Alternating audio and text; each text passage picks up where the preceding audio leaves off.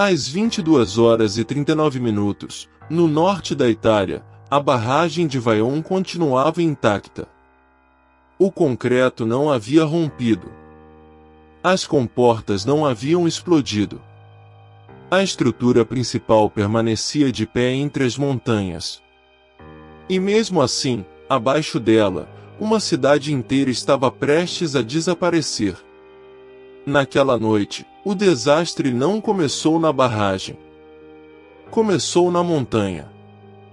Uma massa gigantesca de terra, árvores e rocha se soltou do Monte Toc e mergulhou no reservatório. Em menos de um minuto, a água subiu como uma parede. Passou por cima da barragem. Desceu pelo vale. E atingiu Longarone antes que quase alguém pudesse compreender o que estava acontecendo. Na manhã seguinte, a pergunta não era se a barragem tinha rompido. A pergunta era mais inquietante. Como uma obra que permaneceu de pé conseguiu destruir tudo ao seu redor? Esta é a história do desastre de Vaion. Um caso real em que engenharia, geologia, pressa econômica, confiança excessiva e sinais ignorados se encontraram no mesmo vale. A barragem ficava no nordeste da Itália, próxima aos vilarejos de Erto e Casso. Abaixo dela, no vale do rio Piave, ficava Longarone. Na década de 1950, e no início dos anos 60, a Itália vivia um período de reconstrução, industrialização e grande demanda por energia elétrica. Hidrelétricas eram vistas como símbolos de progresso. Barragens eram monumentos de concreto. Reservatórios eram promessas de desenvolvimento. Vaion parecia o tipo de obra que definia uma época. Alta. Elegante. Precisa. Construída em um vale estreito que parecia feito sob medida para represar água. Mas uma barragem nunca fica sozinha. Ela divide seu destino com o vale inteiro. E, naquele vale, havia uma montanha que já dava sinais de que não aceitava aquele lago ao seu lado. Para entender Vaion, é preciso abandonar uma ideia simples demais. Uma barragem não depende apenas do concreto. Ela depende da rocha onde se apoia. Das encostas ao redor. Da água que sobe. E daquilo que essa água muda por dentro da montanha. Quando um reservatório é enchido, a água não fica parada como dentro de uma caixa. Ela penetra em frestas. Altera pressões subterrâneas. Reduz o atrito entre camadas antigas de rocha. E muda o equilíbrio de encostas que talvez já estivessem instáveis havia muito tempo. A pergunta essencial era simples. O Monte Toc suportaria a pressão de um lago artificial ao seu lado? Do lado de fora, os sinais apareciam aos poucos. Rachaduras. Pequenos deslizamentos. Movimentos no solo. Relatos de moradores. Árvores inclinadas. Marcas que pareciam discretas demais, até deixarem de ser discretas. Do lado de dentro, o equilíbrio ia mudando. Vaion não caminhava para uma surpresa. Caminhava para uma consequência. Durante o enchimento do reservatório, os sinais ficaram mais claros. Em 1960, uma parte da encosta deslizou para dentro do lago. Não foi o grande colapso. Mas foi um aviso. Um aviso pesado o suficiente para mostrar que a montanha reagia ao nível da água. A partir dali, Vaion deixou de ser apenas uma obra ambiciosa. Passou a ser uma aposta. A aposta de que seria possível calcular a montanha. Controlar o reservatório. Prever a onda. E administrar o tempo. Foram feitos estudos. Modelos foram testados. Tentou-se calcular o que aconteceria se uma parte da encosta caísse no lago. Mas o tamanho real da massa instável era maior do que o previsto. E sua velocidade foi subestimada. Enquanto isso, os moradores viam aquilo que os números nem sempre conseguiam traduzir. Eles viam rachaduras. Ouviam barulhos. Sentiam tremores. Percebiam que o solo mudava. Para quem morava ali, a montanha não era um gráfico. Era uma presença diária. E ela parecia estar cedendo. No dia 9 de outubro de 1963, o movimento da encosta já era alarmante. O colapso parecia cada vez mais provável. O reservatório havia sido rebaixado, numa tentativa de reduzir o risco. Mas o sistema já tinha passado de um ponto crítico. A água havia entrado na montanha. As camadas internas haviam perdido estabilidade. E a encosta, pesada, fraturada e pressionada, estava prestes a descer. Naquela noite, técnicos observavam o Monte Toc. Árvores caíam.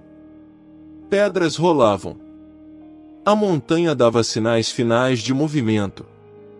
Às 22h39, ela se soltou. Cerca de 260 milhões de metros cúbicos de rocha, terra e árvores desceram em direção ao reservatório. A escala era difícil de imaginar. Uma parte da montanha descendo de uma vez para dentro de um lago artificial. Como uma pedra em uma banheira, a massa deslocou água. Mas a pedra era uma montanha. E a banheira era um vale estreito, cercado por paredes de rocha. A água não tinha espaço para se espalhar. Ela subiu. Subiu pelas encostas. Atingiu áreas próximas ao lago. E uma parte gigantesca passou por cima da barragem. A barragem resistiu. Mas a onda seguiu. Para Longarone, não foi uma enchente chegando devagar. Foi uma parede de energia descendo do escuro.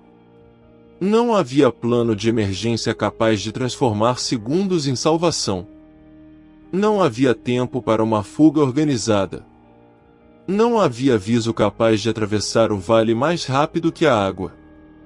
Não havia margem para corrigir, calcular ou decidir. O tempo simplesmente acabou. A onda carregava água, lama, pedra, madeira e destroços. Casas desapareceram. Ruas foram apagadas. Famílias inteiras foram atingidas antes que a maioria pudesse entender o que estava acontecendo. O número de mortos ficou em torno de 1917 pessoas. Longarone foi devastada. Outras localidades também foram atingidas. E, no fim, a imagem mais perturbadora era também a mais verdadeira. A barragem continuava de pé. Essa imagem resume Vaion melhor do que qualquer frase. Não foi apenas uma falha de concreto. Foi uma falha de leitura. Leitura da montanha. Leitura dos alertas. Leitura dos limites entre controle humano e forças naturais. Depois de Vaion, a pergunta deixou de ser apenas geológica. Não era somente por que a montanha caiu? Era também por que, diante de tantos sinais, tanta gente continuou tratando o risco como administrável.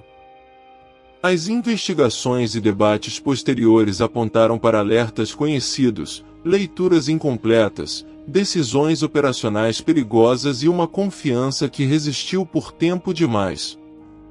Os movimentos da montanha haviam sido observados. Os riscos eram discutidos. O nível do reservatório era manipulado numa tentativa de controlar a encosta. Moradores percebiam que algo estava errado.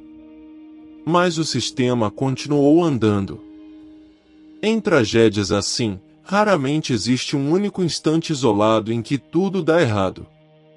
O desastre é construído antes.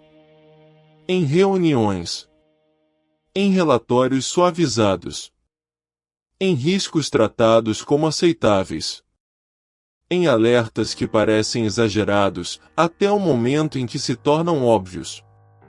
Vaion mostra uma coisa difícil de aceitar. Às vezes, uma tragédia não acontece porque ninguém sabia.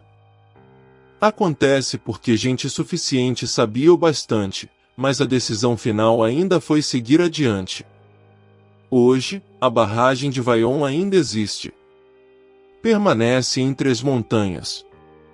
De pé. Silenciosa. Quase intacta. Mas sua permanência não parece apenas uma prova de resistência. Parece uma acusação. Porque em Vaion, os minutos decisivos não começaram às 22 horas e 39 minutos. Começaram anos antes. Quando as primeiras rachaduras apareceram. Quando os moradores perceberam que a montanha mudava. Quando os estudos ainda deixavam dúvidas. Quando ainda havia tempo para escolher outro caminho. Naquela noite, o concreto resistiu. Os cálculos existiam. Os técnicos observavam. O reservatório havia sido rebaixado. E ainda assim, tudo chegou tarde demais. Vaion não pergunta apenas por que uma montanha caiu.